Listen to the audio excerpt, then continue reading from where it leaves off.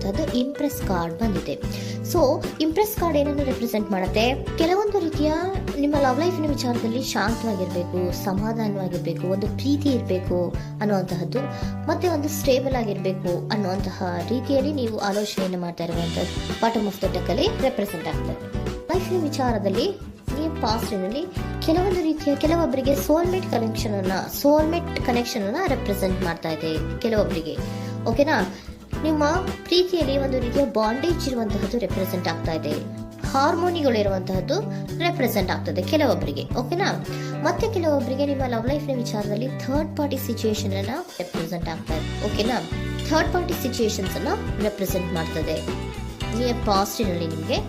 Next card ಬಂದಿರುವಂತಹದ್ದು page of swords ಬಂದಿದೆ. ಥರ್ಡ್ ಕಾರ್ಡ್ ಬಂದಿರುವಂತಹದ್ದು ಯಾವುದು? ನಿಮಗೆ ಪೇಜ್ ಆಫ್ ಸೋರ್ಟ್ಸ್ ಬಂದಿದೆ. ಸೊ ಕ್ಯೂರಿಯಾಸಿಟಿ ಇದ್ದಂತಹ, ನಿಮ್ಮ ಲವ್ ಲೈಫಿನ ವಿಚಾರದಲ್ಲಿ ಒಂದು ಕ್ಯೂರಿಯಾಸಿಟಿ ಇದ್ದಂತಹ, ಒಂದು ರೀತಿಯ ಬಾಂಡೇಜ್ ಇದ್ದಂತಹ, ಸ್ವಲ್ಪ ನೀವು ಮಾತಾಡಿರುವಂತಹ ಸಾಧ್ಯತೆಗಳು ರೀಸೆಂಟ್ ಪಾಸ್ಟ್ ನಲ್ಲಿ ರೆಪ್ರೆಸೆಂಟ್ ಆಗ್ತಾ ಇದೆ.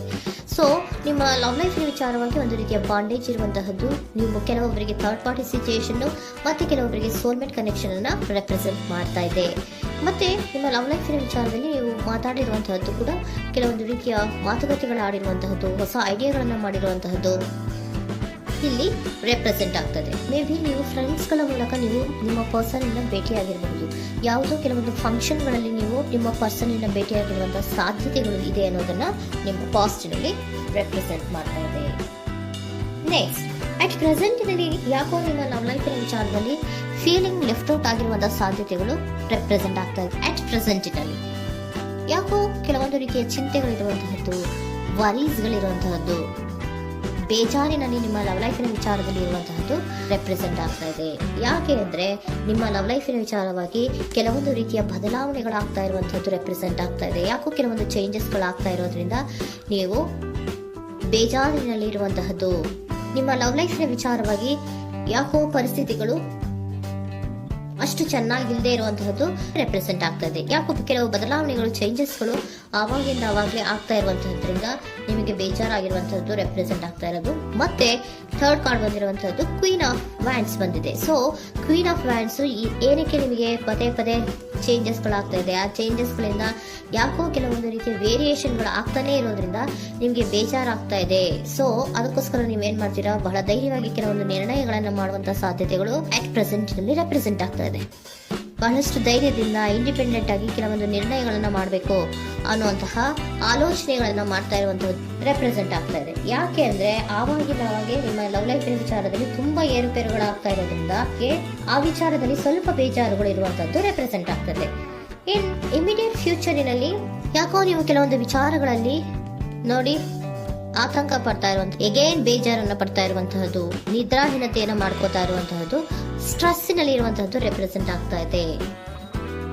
ಕೆಲವೊಂದು ನಿರ್ಣಯಗಳನ್ನು ತಗೊಳ್ಳುವಂತಹ ಸ್ಟ್ರೆಸ್ಗಳಲ್ಲಿ ಇರುವಂತಹದ್ದು ಕೆಲವೊಬ್ಬರಿಗೆ ಯಾಕೋ ಇಮಿಡಿಯೇಟ್ ಫ್ಯೂಚರ್ ನಲ್ಲಿ ಕೂಡ ರೆಪ್ರೆಸೆಂಟ್ ಆಗ್ತಾ ಇದೆ. ಆದ್ರೆ ಫ್ಯೂಚರ್ ನಲ್ಲಿ ನೀವು ಏನ್ ಮಾಡ್ಬೇಕಾಗಿತ್ತು?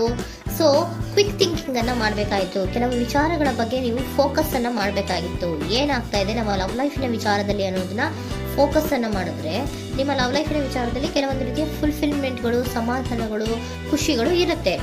ಯಾವಾಗ ನೀವು ಫೋಕಸ್ ಅನ್ನ ಮಾಡೋದಿಲ್ವೋ ಆಗ ನಿಮ್ಗೆ ಮತ್ತಷ್ಟು ಆತಂಕಗಳು, ಬೇಜಾರುಗಳು ಆಗುವಂತ ಸಾಧ್ಯತೆಗಳು ಇದೆ.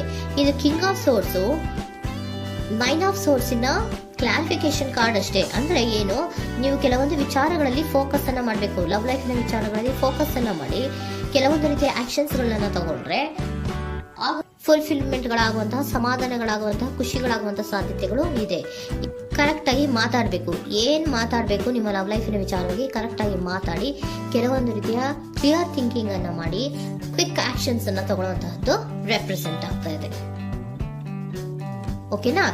ಇದಿಷ್ಟು ನಿಮ್ಮ ಕಾರ್ಡ್ಸ್ನ ರೀಡಿಂಗು. ನೆಕ್ಸ್ಟ್, ಏಂಜಲ್ ಗೈಡೆನ್ಸ್ ನಿಮ್ಗೆ ಏನ್ ಹೇಳ್ತಾ ಇದ್ದಾರೆ ಅನ್ನೋದನ್ನ ನೋಡೋಣ. ನಿಮ್ಮ ಲವ್ ಲೈಫಿನ ವಿಚಾರವಾಗಿ ಏಂಜಲ್ ಗೈಡೆನ್ಸ್ ಏನ್ ಕೊಡ್ತಾ ಇದ್ದಾರೆ? ವೇಟ್ ಅಂತ ಹೇಳ್ತಾ ಇದ್ದಾರೆ. ಸ್ವಲ್ಪ ತಾಳ್ಮೆಯಿಂದ ಇರೋ.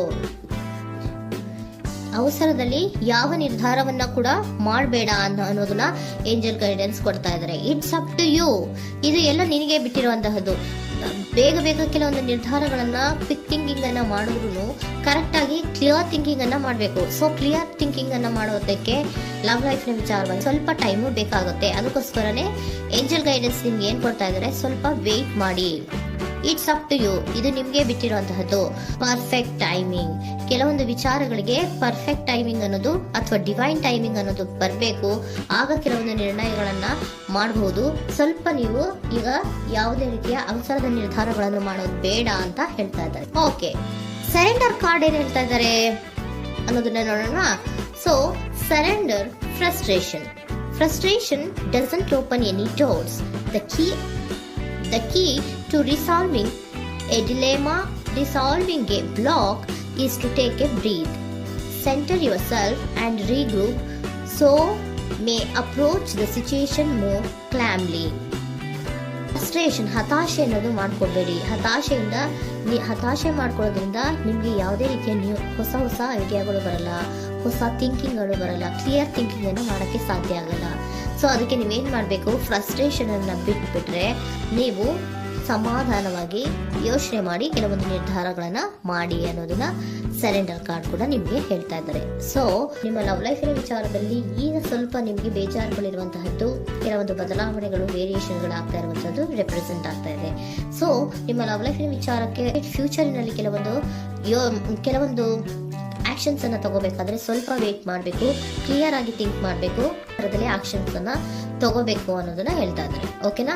ಆಗ ಮಾತ್ರ ನಿಮ್ಗೆ ನಿಮ್ಮ ಎನರ್ಜಿಯಲ್ಲಿ ಏನ್ ಶಾಂತತೆ ಬರಬೇಕು ಅಂತ ಹೇಳ್ತೀರಲ್ಲ, ಆ ಶಾಂತತೆ ಏನ್ ಬರಬೇಕು, ಲವ್ ಲೈಫಿನ ವಿಚಾರವಾಗಿ ಶಾಂತತೆ ಯಾವಾಗ ಬರುತ್ತೆ ಅಂದ್ರೆ ನೀವು ಕ್ಲಿಯರ್ ಥಿಂಕಿಂಗ್ ಅನ್ನ ಮಾಡಿದಾಗ ಮಾತ್ರ ಬರುವಂತಹದ್ದು ಅನ್ನೋದು ಕಾರ್ಡ್ಸ್ ಗಳಲ್ಲಿ ರೆಪ್ರೆಸೆಂಟ್ ಆಗ್ತದೆ.